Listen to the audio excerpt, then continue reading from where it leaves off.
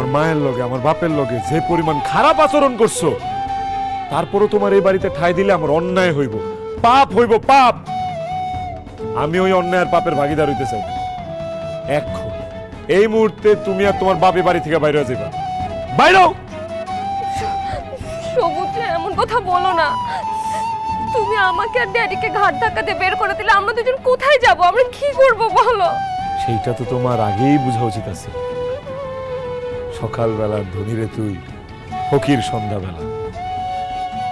আমার দাদাই আমার একটা কথা কইতো, টাকা পয়সা হলো হাতের ময়লা, আইজ আছে কাইল নাই। তুমি তোমার বাপের টাকা পয়সার গরমে মানুষে মানুষ মনে করো নাই। তোমার শ্বশুর শাশুড়ি, তোমার গুরুজন, ময় মুরব্বী কার লোকে কেমনে কথা কইতে হইব সেটা তুমি তোমার জীবনে শিখো না। একজন স্বামীর সাথে কিভাবে কথা বলতে হয়, স্বামীর কিভাবে সেবা যত্ন করতে হয়, স্বামীর কিভাবে শ্রদ্ধা করতে হয়, সেটাও তুমি শিখো। তোমার মতো অহংকারী মাইয়া এই ধরনের পরিণতি হইব সেটা আমি আগেই জানতাম। ছোটবেলায় পড়ছিলাম অহংকার পতনের মূল, আজকে সেটা নিজের চোখে প্রমাণ পাইলাম।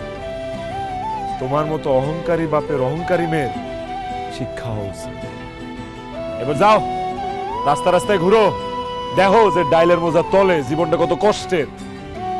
গিয়া দেখো গরিব মানুষের জীবনে কত কষ্ট, কত পরিশ্রম, কত ক্লান্তি লুকায় থাকে। বাবা সবুজ, তুমি আমার মেয়েটাকে আরেকটা বার সুযোগ দাও। এরপর যদি আমার মেয়ে তোমার সাথে, তোমার বাবা মার সাথে খারাপ ব্যবহার করে, আচরণ করে, তাহলে আমার মেয়েকে আমি নিজেই শিক্ষা দিব। প্লিজ সবুজ, প্লিজ।